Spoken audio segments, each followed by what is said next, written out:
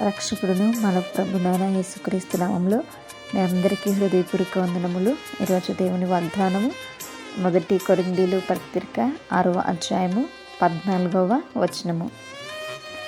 దేవుడు ప్రభువును లేపెను, మనలను కూడా తన శక్తి వలన లేపును. హల్లెలూయా.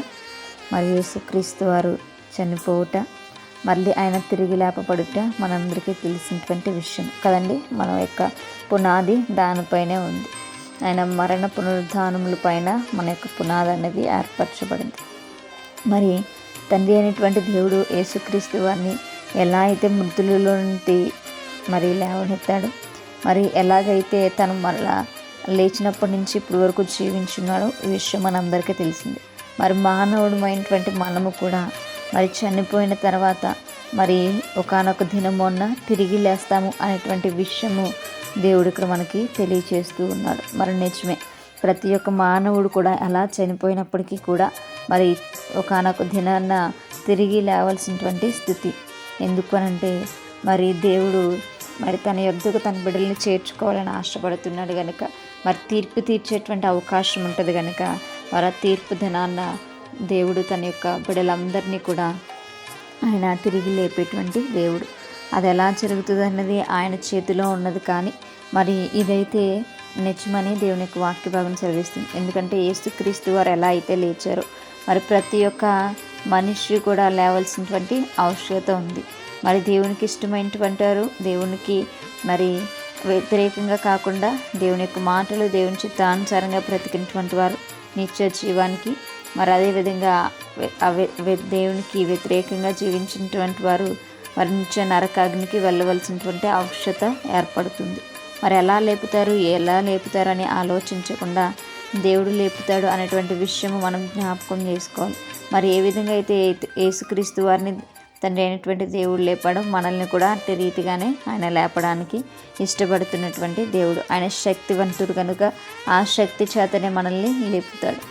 కాబట్టి మనము ఏమాత్రం కూడా అవిశ్వాసంతో ఉండకూడదు. చాలామంది చనిపోయాక తిరిగి లేస్తారా అనేటువంటి క్వశ్చన్ వేస్తూ ఉంటారు. మరి నిజమే, దేవునికి ఏదైనా సరే సాధ్యమే.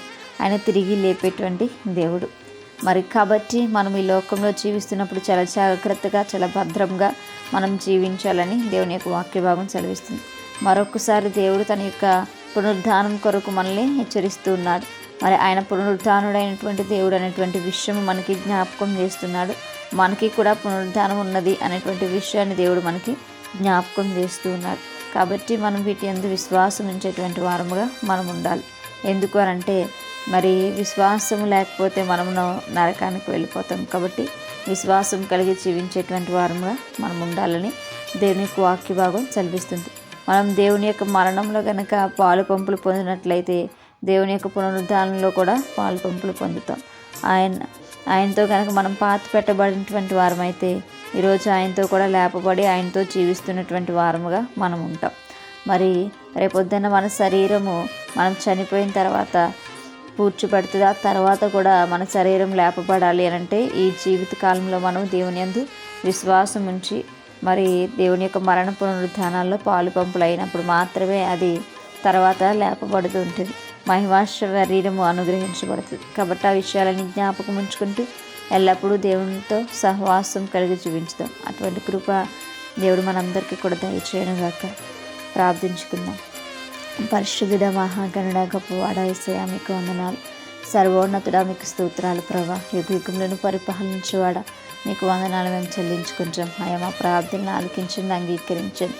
ఆమె పైన విశ్వాసం ఉంచి ఆయా ముందుకు కొనసాగబడుటకు సహాయం దయచేయమని ప్రార్థన దయచేసి మీ పాద సన్నిధించుకోమని యేసయ్య అతి పరిశుద్ధ నామములో అతి మిక్కిలి వినయముగా బ్రతిమలాడి వేడుకుని పొందించిన మా ప్రియ పరలోకపు మా కన్న తండ్రి.